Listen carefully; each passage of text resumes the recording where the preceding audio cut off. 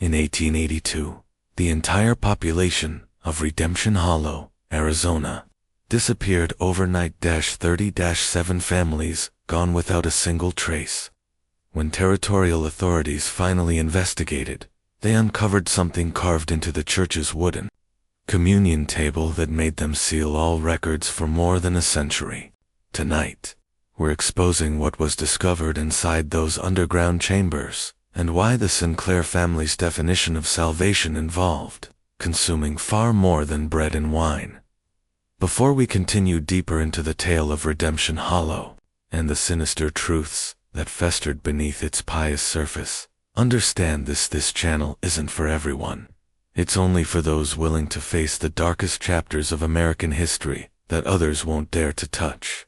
If you're one of the rare few who can handle these forbidden truths, hit subscribe and tell us in the comments which state you're listening from. This community is built for seekers of buried history, and we want to know where our fellow investigators are tuning in from. Now, let's descend into the shadows of Arizona territory, where redemption came at a cost no soul should ever have to pay. The story begins not with blood or screams, but with the quiet desperation of believers chasing salvation in a merciless land. Redemption Hollow rarely appeared on territorial maps, and there was a reason for that. Tucked between the Superstition Mountains and the Salt River Valley, this settlement of barely 400 souls existed in the kind of isolation that breeds either saints or devils.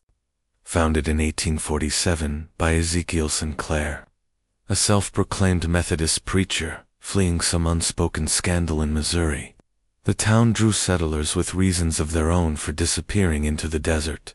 The truth about Ezekiel's departure from Missouri would have horrified his Arizona followers had they ever learned the details. Buried in burned church records and unmarked graves, Reverend Ezekiel Sinclair had served Harmony Methodist Church in Independence, Missouri, for nearly 70 years before a theological dispute forced his resignation. That dispute centered on communion, his shift from symbolic remembrance to something far more literal and disturbing. The breaking point came during the brutal winter of 1846, when several members of Ezekiel's flock vanished in the middle of a blizzard. By spring, their remains surfaced showing marks of deliberate butchery, not animal predation. Ezekiel's defense that desperate Christians had resorted to unthinkable acts of survival satisfied neither the law nor the church. His departure west to Arizona territory came just weeks before formal charges could be filed. The Sinclair compound rose over Redemption Hollow like a fortress of faith. Built from red sandstone quarried nearby, the main church could hold the entire population. Beside it, the family residence sprawled across 3 acres. Linked to the church by underground tunnels Ezekiel claimed were for private counseling.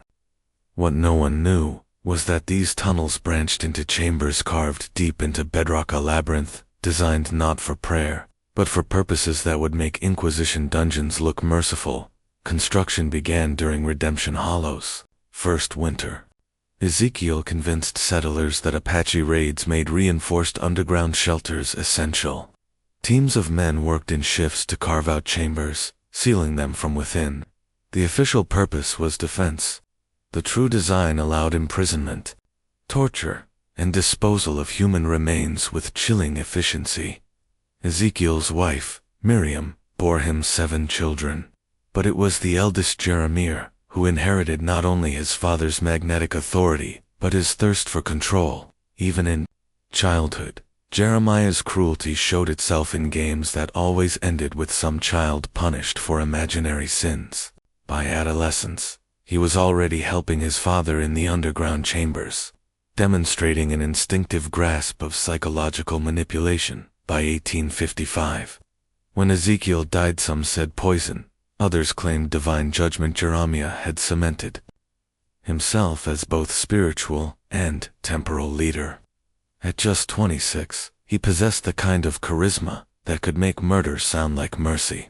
He took his father's scattered violence and transformed it into systematic rule.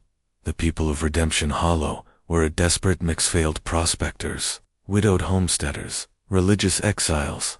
They came seeking gold, or God, often settling for survival. Apache raids left many broken families, and protection was something only the Sinclairs could offer. What they received instead was subjugation disguised as salvation. Jeremiah's brand of Methodism bore no resemblance to Wesley's doctrine. He preached that sin was a physical contamination that required purging. Minor sins demanded confession and fasting. Serious ones led to isolation in purification chambers. And for what Jeremiah deemed abominations, only complete cleansing could save not just the sinner, but the entire community. The Sinclair family controlled everything: the store, the grain mill, the only well that never went dry. Jeremiah claimed this was divine blessing, but the timing of their acquisitions coincided too perfectly with disappearances. Murder, it seemed, had been both profitable and holy for the Sinclairs, and so began the spiral into the darkness that would one day make an entire town vanish without a trace. October 13th, 1858, this date forever split Redemption Hollow's history into before and after. That morning, Thomas Crawford, a traveling merchant out of Tucson, rolled into town with a wagon full of supplies and questions that should never have been asked. Crawford had spent 15 years trading across the territory.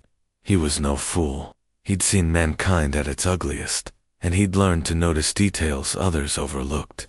What he noticed in Redemption Hollow unsettled him deeply. On the surface, the town looked prosperous. Yet Crawford saw children flinch at raised voices, women who avoided eye contact when passing the church, and men who grew silent the moment a stranger drew near. Even more troubling were the families Crawford had dealt with the year prior, now completely gone. Their homes occupied by nervous newcomers, repeating the same excuse. Those families had moved on to better opportunities. His first mistake was asking about the Pattersons.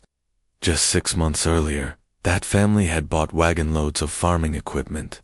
Now, he was told, they'd left for California after learning of an inheritance, but Crawford wasn't convinced. Their little girl's favorite doll still sat in the window of her abandoned room, something no 6-year-old would have willingly left behind. Crawford's second mistake came when he openly mocked Jeremiah's twisting of scripture. During Sunday service, he listened as the preacher described communion, not as symbolic, but literal consumption of sin. Jeremiah thundered that flesh must be purged and consumed so that the righteous could remain pure. The Lord commands us to be fishers of men, he preached with hypnotic rhythm. But fishing requires preparation of the catch.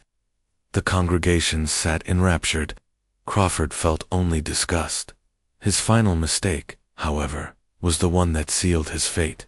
One night, seeking shelter from a sandstorm, he slipped into the church vestibule and heard sounds echoing up from beneath the floor.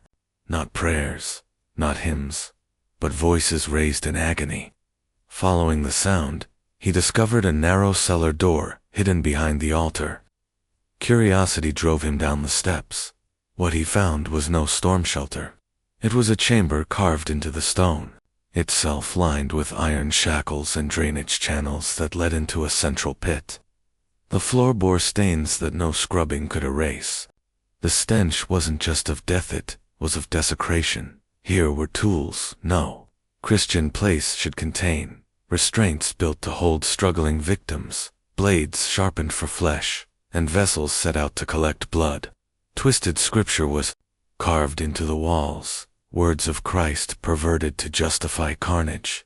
Take, eat, this is my body. He that eateth my flesh, and drinketh my blood, dwelleth in me. At the center sat a wooden table, scarred with 31 names each, one paired with a date and a single word, cleansed. The last entry was only 2 weeks old. The Patterson family, all 4 of them, including little Sarah, her doll, still in the window where Crawford had last seen it. He had just enough time to take it in before a voice thundered from the shadows. "Brother Crawford, you seem to have lost your way."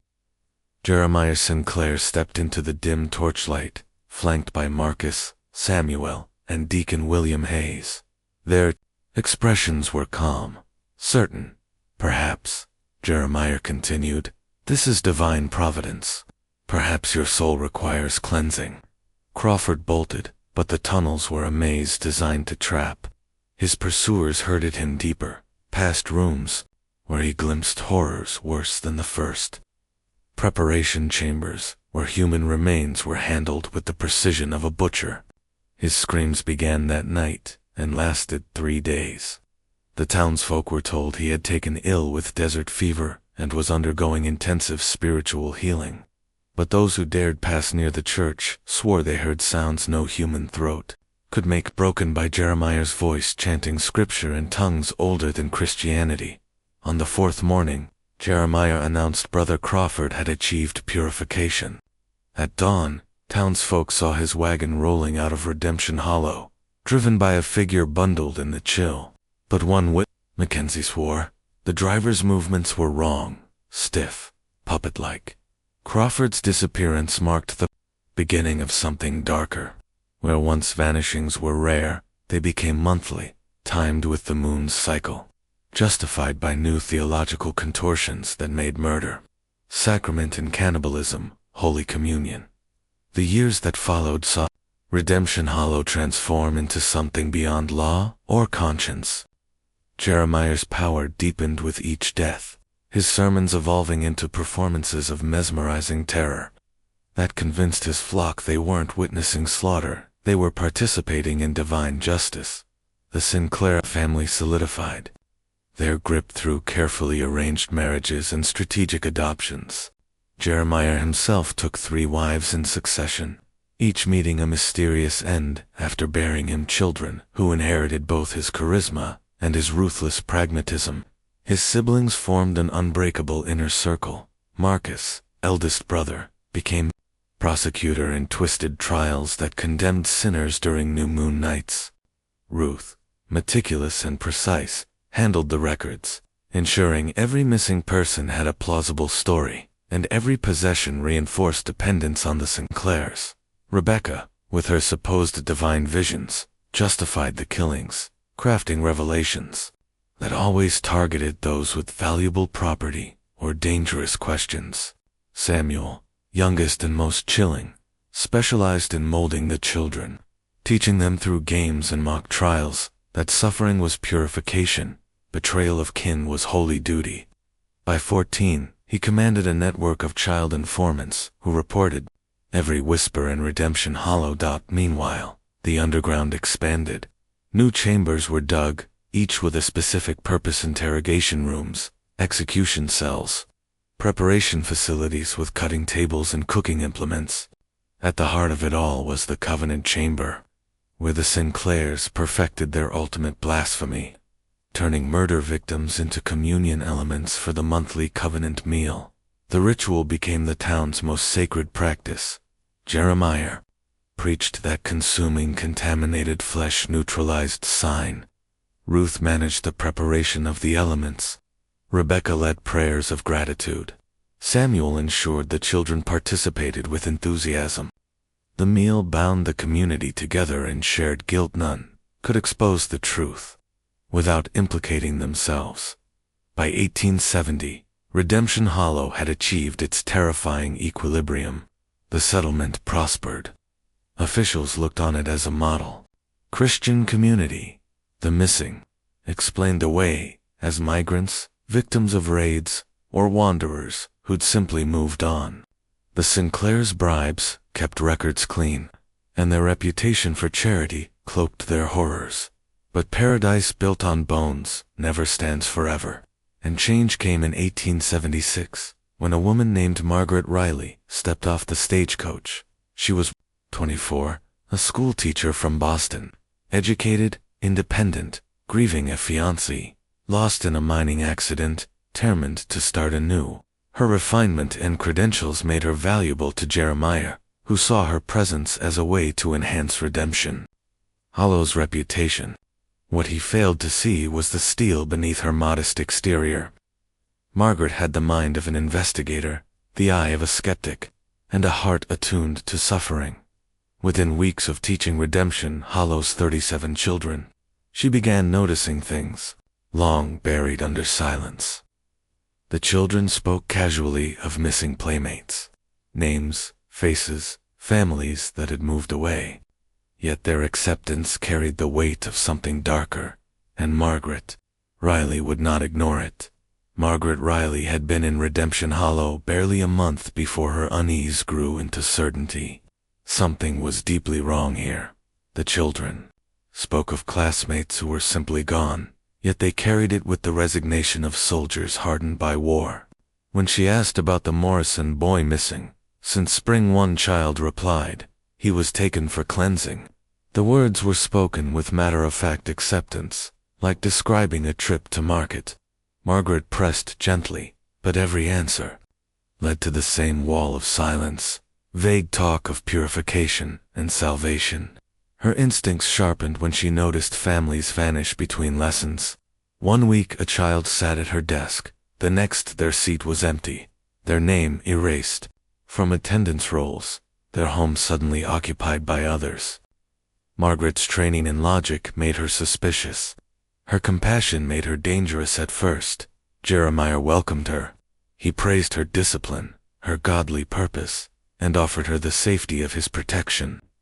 But Margaret's questions soon grated. She requested access to church records for her lessons. She asked why property deeds often shifted to Sinclair ownership after families departed.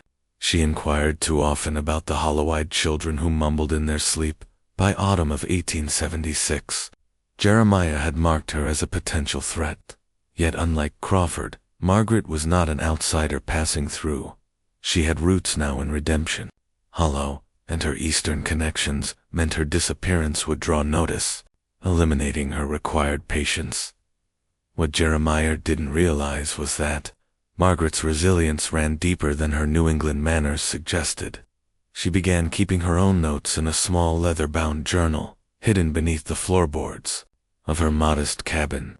She recorded names, dates, patterns, the unnatural timing of departures, the peculiar sermons, the fear that coated the air whenever the moon thinned to a sliver. The breaking point came when she caught Samuel Sinclair leading a group of children through a mock trial behind the schoolhouse. The accused, a trembling 9-year-old girl, stood while her peers shouted imagined scenes. Samuel, not yet 20, but already steeped in cruelty, delivered the verdict, guilty of contamination. The children then pretended to bind her wrists and drag her away while chanting scripture. Margaret intervened, dispersing the group. Samuel only smiled. "You'll understand soon, Miss Riley. Everyone must." From that moment, Margaret knew she was racing against time. She confided her suspicions to 2 townspeople she believed trustworthy, Daniel Harper, a widowed blacksmith, and his sister, Ruth Ann, who had lost a niece under mysterious circumstances.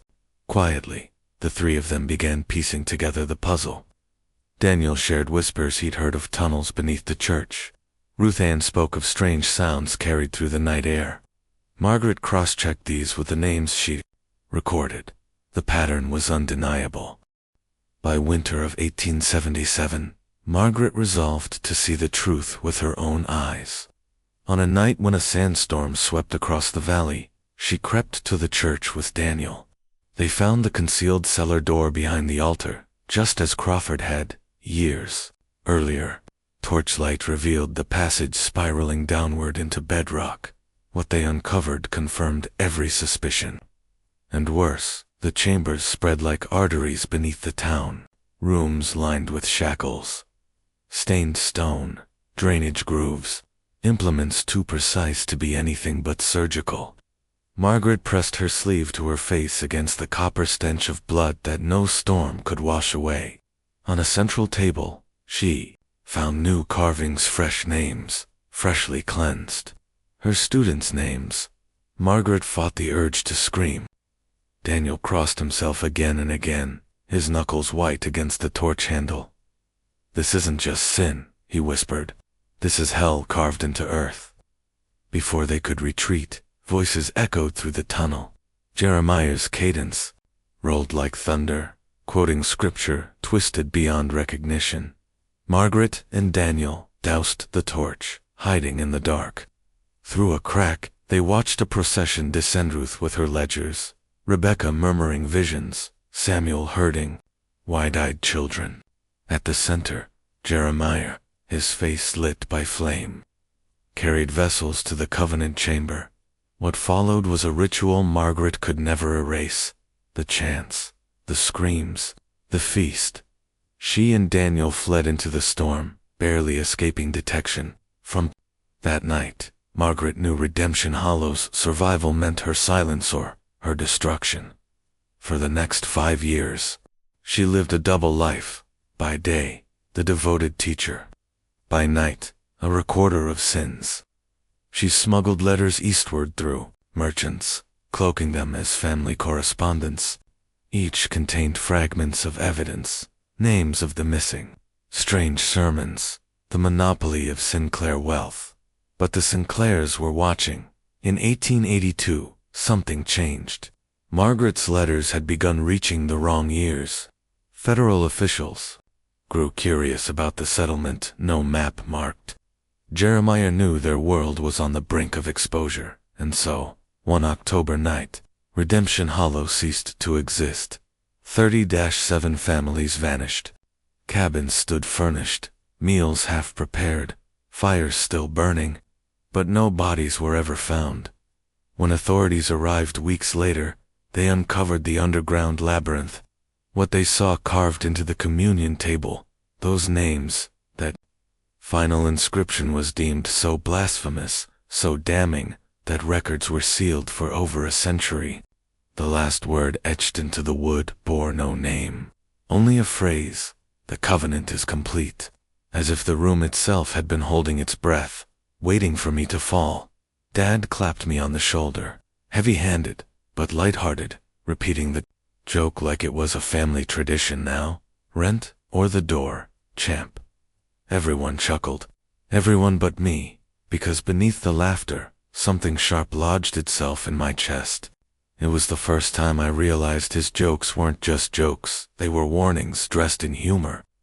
Trial balloons of the future he expected of me, and in that moment, between the clinking glasses and forced smiles, I made a silent vow: if the world demanded rent for existing, I'd make sure I owned the whole building one day. That night became the starting line. What he thought was just a laugh at my expense lit the fire that carried me forward. Years passed, but I never forgot that night. While my friends wasted weekends, I worked double shifts. While others slept, I studied finance, business, anything that could teach me how to turn hours into ownership. Every rejection letter, every failed attempt, every slammed door only hardened my resolve. At first, progress was invisible. No applause, no recognitions, just me, alone, fighting through silence. But slowly, brick by brick, things began to shift. My first small investment, my first profit, the first time I didn't have to check my bank account before buying groceries. I remember Dad's smirk each time I signed a new contract, each time I expanded my reach. His words had been meant as a joke, but they became fuel. Rent or the door. Fine, I'd buy the building, the street, the block. Years later, the day finally came. The invitations went out. Family dinner my treat. This time, not at their house, but at a place with my name etched into the glass doors. A restaurant I owned. When Dad walked in, he froze. The same man who once laughed about rent now stood under my roof. My staff greeted him. My achievements surrounded him. And when I stood to toast, I looked him dead in the eye and said, "Dad, tonight's on me. I've already paid the rent." The room went silent. For the first time, he didn't have a joke. The years moved on, but that night never left me. While my friends spent weekends partying, I stacked double shifts. While others slept soundly, I was awake studying finance, business, Anything that could show me how to turn sweat into ownership. Every rejection, every failure, every closed door, they weren't setbacks, they were fuel. In the beginning, no one noticed. No applause, no recognitions, just me grinding in silence. But slowly, brick by brick, the foundation began to rise. My first investment, my first profit. The first time I could walk into a store and not check my balance before buying food. Each win carried the echo of Dad's smirk. His words had been a joke to him, but to me, they were fire.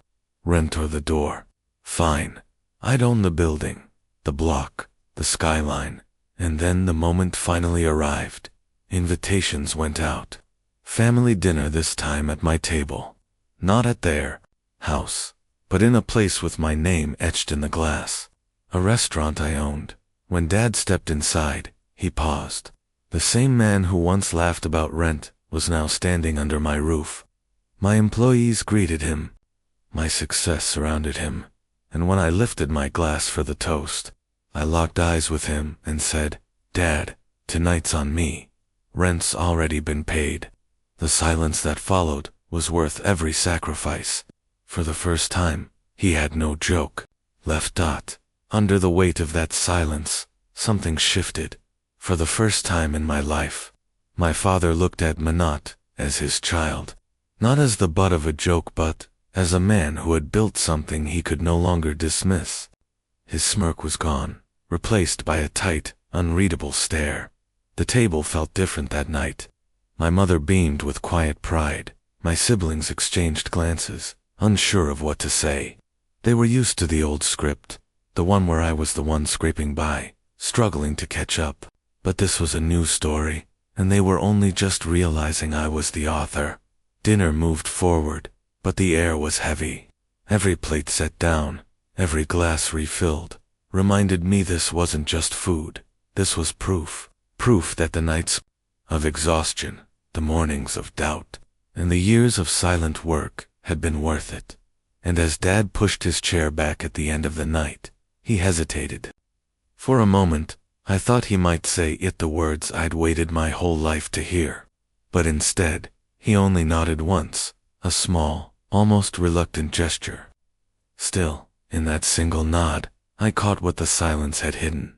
Respect. It wasn't an apology, but it was enough, because I didn't need his approval anymore. I had built something larger than his laughter, stronger than his doubts. I had proven to him, to the world, and most importantly, to myself, that I was never just someone paying rent. I was the landlord of my own destiny.